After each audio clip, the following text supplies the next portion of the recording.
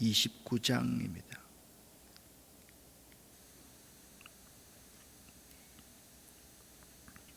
어제 28장에서 두로의 모습을 통하여 우리는 항상 내게 자신 있는 부분을 조심해야 된다, 그렇게 말씀을 드렸습니다.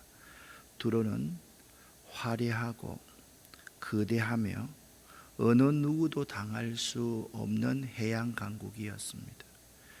두로를 에스겔 선지자는 큰 배에 화려하고 큰 배에 비유하고 있는데, 아무도 두로가 망할지 예측하는 사람은 없었습니다. 그만큼 두로의 멸망은 충격적이었습니다. 그런데 오늘 29장부터 32장까지는 애굽의 멸망에 대한 예언의 내용이 언급되어져 있습니다. 오늘 29장은요, 애굽에 관한 예언 중에 첫 장이 되는데, 이 애굽의 멸망은 주제가 이겁니다.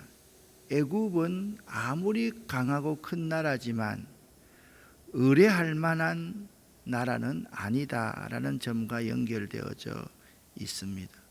이 연결점은요, 애굽의 멸망에 관한 예언도 역시 이스라엘에게 주시는 하나님의 메시지가 있음을 보여줍니다. 이 메시지가 무엇입니까? 하나님께서는 이스라엘을 종되었던 집 애굽에서 구원하셨는데도 이스라엘은 오히려 하나님을 버리고 애굽을 의지하려 했기 때문입니다. 그러므로 하나님께서는 애굽을 철저하게 멸망시킴으로써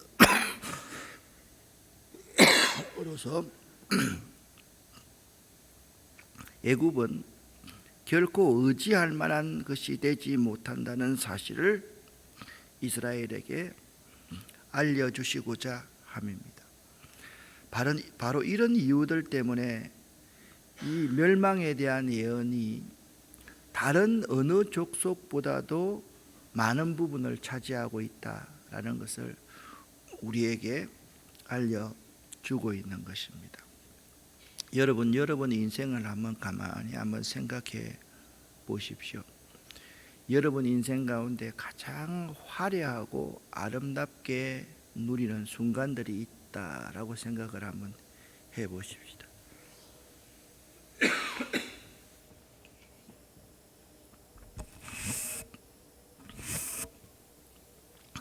있다고 생각을 한번 해보시기를 바랍니다. 그 화려하고 아름답게 누리는 그 순간이 가장 위험한 순간일 수가 있다. 내가 자랑할 수 있는 그 순간이 가장 위험할 순간이 될 수가 있다. 내가 젊습니다. 젊기 때문에 혈기도 왕성하고 하고 싶은 것도 많고 자랑할 것도 매우 많이 있습니다. 그런데 그때가 우리 인생의 가장 위험한 때인 것을 여러분 알고 계십니까? 그래서 오늘 본문에서 보면 애굽을 큰 악어처럼 교만한 애굽이다, 그렇게 말씀을 하고 있습니다. 그 설명이 나오겠지만, 강에 큰 악어가 있으면 그 악어는 어떤 생각을 하느냐? 이 큰 강은 내 것이다. 이 큰 강에서 내가 최고다. 그러니까 그 강에서 악어는 마치 자기가 이 강을 만든 것처럼, 이 강이 자기를 위해서 있는 것처럼 하나님의 역할을 한다. 이제 그 점을 설명하고 있는 것이죠. 오늘 1절, 2절 말씀을 보면 애굽을 향하여서 예언하라, 그렇게 말씀하고 있습니다. 3절부터 7절까지를 함께 읽어보겠습니다. 너는 전하여라. 애굽 왕 바로야, 내가 너를 치겠다. 너는 강가에서 기어다니는 거대한 괴물이다. 네가 말하기를 나일강은 내 것이다. 내가 나를 위해 나일강을 만들었다라고 한다. 그러나 내가 갈고리로 네 아가미를 꿰고 강의 물고기를 내 비늘에 붙게 할 것이다. 내 비늘에 붙은 모든 물고기와 함께 내가 너를 강에서 끌어낼 것이다. 내가 너뿐만 아니라 강의 모든 물고기들을 사막에 내버려 둘 것이다. 네가 들판에 내던져질 것이니 아무도 너를 거두거나 줍지 않을 것이다. 내가 너를 들짐승들과 하늘의 새들에게 먹이로 줄 것이다. 그때에 이집트에 사는 모든 사람들이 내가 여호와라는 것을 알게 될 것이다. 너 이집트는 이스라엘 백성에게 갈대 지팡이일 뿐이었다. 이스라엘 백성이 손으로 너를 붙잡으면 너는 갈라지면서 그들의 어깨를 찢었고, 그들이 내게 기대면 너는 부러지면서 그들의 등에 통증을 가져다 주었다. 아멘. 오늘 결론적인 부분의 말씀을 드리겠지만, 이 애굽을요, 나일강의 큰 괴물이다, 악어다라고 말을 하면서 이 애굽이 6절 하반절 말씀에 갈대 지팡이일 뿐이다, 그렇게 말씀하고 있습니다. 여러분, 갈대 잘 알지요? 우리 생태공원에도 억새와 갈대가 참 많이 있는데요, 갈대로 지팡이를 만들면 지팡이인 것 같지만 그것이 우리가 의지할 만한 지팡이가 됩니까? 되지 않습니까? 안 되지 않습니까? 애굽을 그렇게 표현하고 있습니다. 하나님께서 애굽 왕 바로를 대적하시는 이유는 바로 왕이 열방과 같이 교만했기 때문이다. 3절에서 바로 왕을 자기의 강들 중에 누운 큰 괴물, 악어로 표현하는 것은 그가 그 강이 자기의 것이고 자기가 만들었다고 주장하기 때문입니다. 여러분, 오늘 이 성경을 읽으니까 어제 두로의 사람들이 두로 왕이 행하였던 것하고 애굽의 바로가 행하는 게 지금 똑같지 않습니까? 두로가 나이고 애굽의 바로 왕이 바로 나와 우리들의 모습일 수 있다라고 말하고 있는 것입니다. 그러니까 바로 왕의 교만의 근거는 무엇입니까? 애굽의 문화를 꽃피우고 애굽의 생명의 젖줄인 나일강임을 우리가 알 수가 있습니다. 서론에 말씀드렸지 않습니까? 내가 자랑할 만한 가장 귀한 것, 내가 가장 자신 있는 것, 내가 가장 내세울 수 있는 그것이 나에게 가장 위험할 수 있다라는 말을 계속적으로 하고 있는 것입니다. 오늘날 우리 믿는 자들에게 가장 큰 유혹 중에 하나는, 여러분 잘 들으십시오, 내게 주어진 환경은 곧 하나님께서 나를 사랑하셔서 주신 축복이기 때문에 전적으로 나의 것이라는 생각입니다. 오늘날 대부분의 우리 믿는 자들이 이렇게 생각합니다. 하나님께서 나를 사랑하셔서 주신 축복이기 때문에 전적으로 나의 것이다. 그런 사람은 두로의 왕과 시돈의 왕과 애굽의 바로와 다를 바가 하나도 없음을 알아야만 합니다. 바로 이런 생각은 하나님께서 대적하시는 바로 왕과 같은 모습입니다. 우리 믿는 성도는요, 세 가지를 명심해야 됩니다. 첫째, 모든 것이 하나님께로부터 왔다. 두 번째, 모든 것이 하나님의 것이다. 세 번째, 모든 것을 하나님의 영광을 위해 선이 쓰여지도록 나에게 맡겨진 것이다. 이 세 가지를 잊지 말아야만 합니다.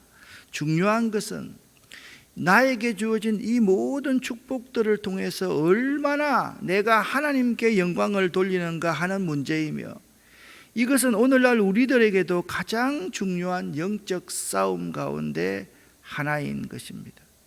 우리들의 삶 가운데서 하나님께 돌려야 될 영광을 내가 차지하는 것 자체가 내가 곧 하나님이다라는 의미를 포함하고 있음을 알아야만 합니다.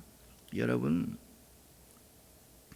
중요한 것이, 매우 중요한 것들이 많습니다. 자녀도 매우 중요하고요, 경제적인 부분도 매우 중요하고, 건강도 매우 중요하고, 가정의 부모와 자녀도 관계도 너무나도 중요합니다.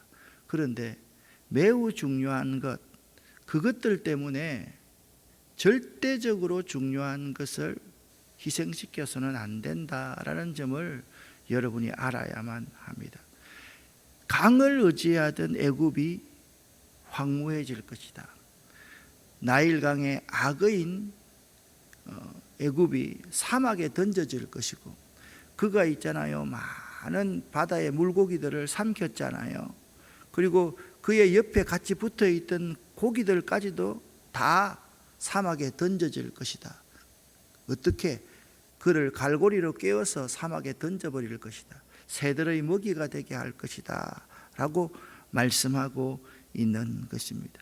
자, 여러분 9절 말씀을 보시면 애굽 땅이 사막과 황무지가 되리니 내가 여호와인 줄을 그들이 알리라 라고 말씀하고 있습니다. 왜 황무지가 됩니까? 9절 하반절에 그렇게 설명하고 있습니다.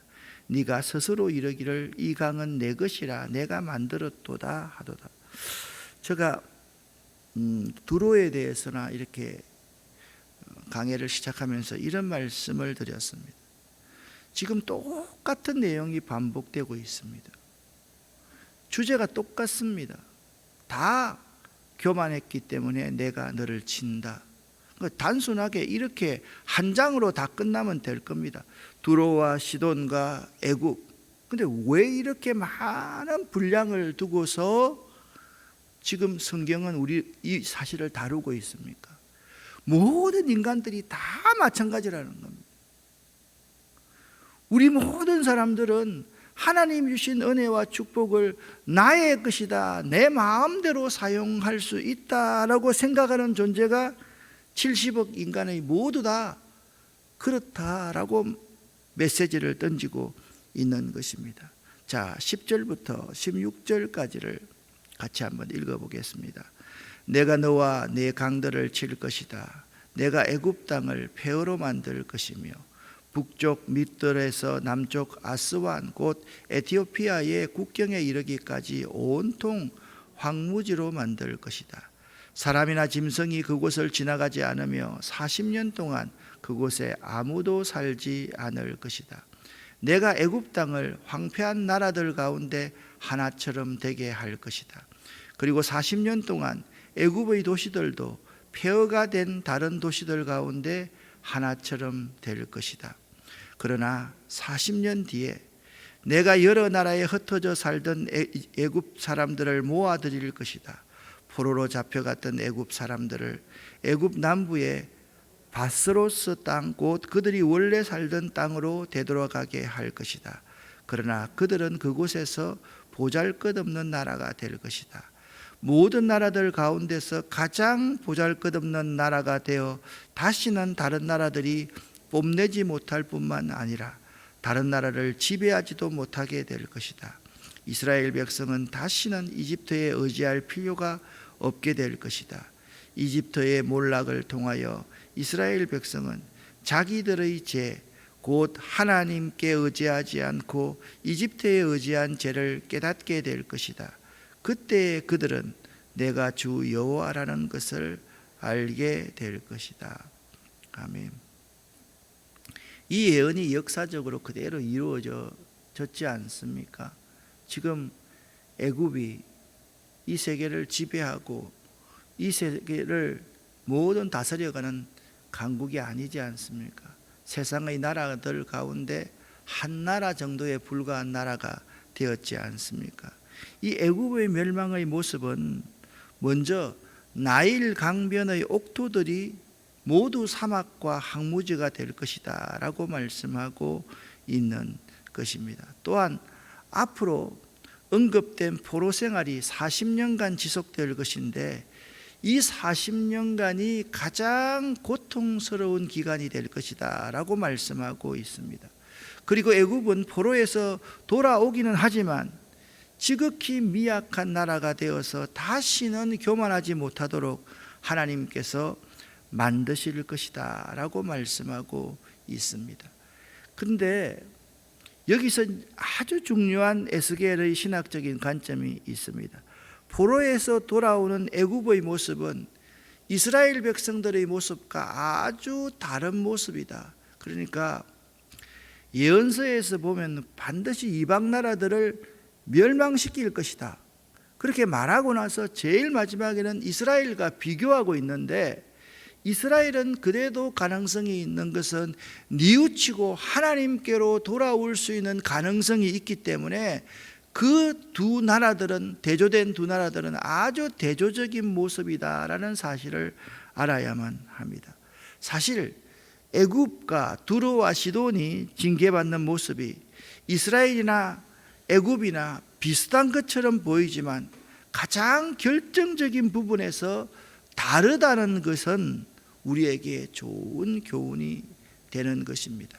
오늘날 우리도 고통의 정도나 기쁨의 정도를 축복과 직결시키기보다는 하나님의 원하시는 뜻을 드러내는 것에 민감해질 준비와 훈련이 필요하다라는 사실을 알아야만 합니다. 내가 고통의 가운데 있습니다. 내가 힘든 가운데 있습니다. 도무지 헤어나올 수 없는 그런 상황 가운데 있습니다. 그럴 때 우리는 믿는 자로서 애굽과 두로와 다른 점이 바로 이것이라는 겁니다. 뉘우치고 하나님의 품에 되돌아와서 하나님이 원하시는 뜻을 비참하게 된 나 자신, 고통 가운데 있는 나 자신을 통해서 드러나게 해 주어야만 한다. 그거 우리의 모습이라는 거예요. 이제 예를 들면 여러분 가운데 사업이 쫄딱 망한 사람이 있다라고 칩시다. 다른 사람을 만나서 이렇게 말합니다. 저는요, 제 사업이 제 건 줄 알았어요. 제 돈이 제 건 줄 알았어요. 제 인생이 내 인생인 줄 알았어요. 내 인생에 하나님이 없었어요. 그런데 하나님이 나 모든 것을 다 빼앗아 가시니까 이제서야 네 인생은 내 것이다 라고 고백하게 되는 거예요. 자매님도 형제님도 지금 가장 자랑할 수 있는 부분, 이 순간에 모든 것이 하나님께로부터 온 것이다, 하나님의 것이다, 하나님과 하나님이 기뻐하시는 이웃들과 함께 나누기 위해서 나에게 은혜와 축복을 주셨다, 그 사실을 깨닫기를 바라요. 이게 우리 믿는 자들이 해야 될 신앙의 자세다라는 것을 알아야만 합니다. 그런데 애굽을 치시는 도구가 무엇입니까? 바벨론의 느부갓네살 왕이라고 말씀을 드렸습니다. 지난주 주일날 설교를 할 때 저희가 여러분에게 애굽과 바벨론의 전쟁에서 바벨론에게 애굽이 패했다, 그러면서 그 전제가 있다라고 말씀을 드렸습니다. 뭡니까? 누구도 그 시대에 애굽이 바벨론에게 질 줄 몰랐다라는 사실입니다. 사실 애굽은, 두로는 그러한 존재들이었습니다. 애굽은 그 시대의 육지에서 최강이었고 두로는 해상에서 최강국이었습니다. 자, 하나님이 바벨론의 느부갓네살을 통해서 두로도 치시고 시온도 치시고 애굽도 치셨는데 17절부터 20절까지 어떻게 애굽을 치시는 느부갓네살 왕을 들어 쓰시는지를 여러분과 제가 느낄 수 있기를 바랍니다. 함께 읽습니다. 27년째 첫째 달 초하루에 여호와께서 내게 말씀하셨다. 인자야, 바벨론 왕 느부갓네살이 군대를 일으켜 두로와 싸웠다. 치열한 전투를 벌여 머리가 깨지고 어깨가 벗겨지도록 싸웠으나 그들이 얻은 것은 아무것도 없었다. 그러므로 내가 애굽 땅을 바벨론 왕 느부갓네살에게 넘겨줄 것이다. 느부갓네살이 애굽의 재물들을 빼앗아 갈 것이다. 그가 그 땅의 사람들과 재산을 자기 군대의 싹스로 삼아 빼앗아 갈 것이다. 내가 애굽 땅을 느부갓네살에게 주었으니 그것은 그가 나를 위해 애굽을 물리친 것에 따른 보상이다. 나 주 여호와의 말이다. 하나님께서는 바벨론의 느부갓네살 왕이 하나님을 위해서 수고하는 왕이다 라고 말씀하셨습니다. 그래서 두로를 징벌할 때 얻지 못했던 보수를 애굽에서 얻을 수 있도록 애굽 땅을 바벨론 왕에게 주겠다라고 말씀하고 있습니다. 자, 여러분 생각해 보세요.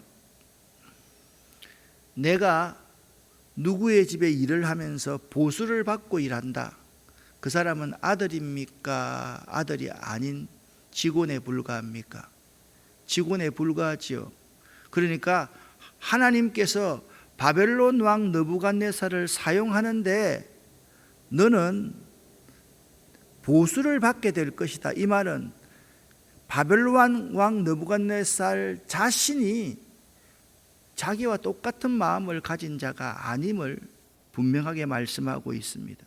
여기 보수에 관한 언급은 하나님께서 바벨론을 자기의 백성처럼 영원히 하나님과의 관계 속에 있는 하나님의 사역자로 쓰신 것이 아니라는 사실을 말해줍니다.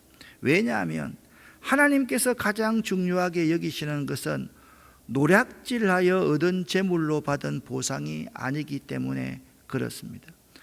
하나님의 백성에게 하나님께서 주시는 것은 하나님께서 약속하신 축복을 쟁취하는 과정으로 말씀하고 있는 것이지 노략물을 얻는 것이다, 그렇게 말하고 있지 않다라는 겁니다. 하나님께서 약속하시는 것을 그들에게 되돌려 준다. 그런데 일반 나라들은 싸워서 빼앗는 거다라고 생각한다라는 것입니다. 결국 바벨론은 그의 보상을 다 받은 것이며, 그러므로 바벨론 역시 제약이 가득 차게 되면 하나님의 진노를 받을 수밖에 없는 존재라는 것입니다. 자, 오늘 제가 별표를 만들어 놨습니다. 지난 시간에 2가지와 오늘 1가지, 이 3가지를 여러분 꼭 명심하셔야 됩니다. 첫 번째,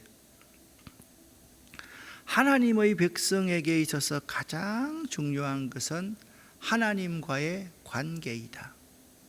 두 번째, 오늘날 우리 성도들의 가장 큰 축복은 하나님의 자녀됨이 어떠한 세상의 축복보다 크다.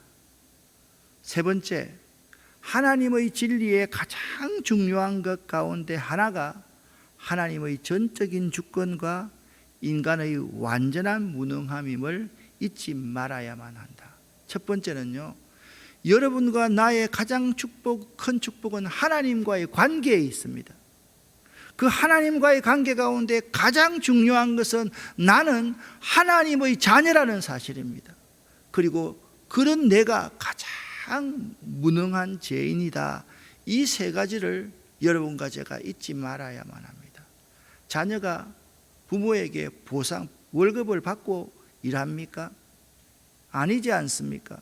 하나님과 나는, 하나님은 나의 하나님이시고 나는 하나님의 자녀가 된다. 그 관계가 매우 중요한 것입니다. 그렇기 때문에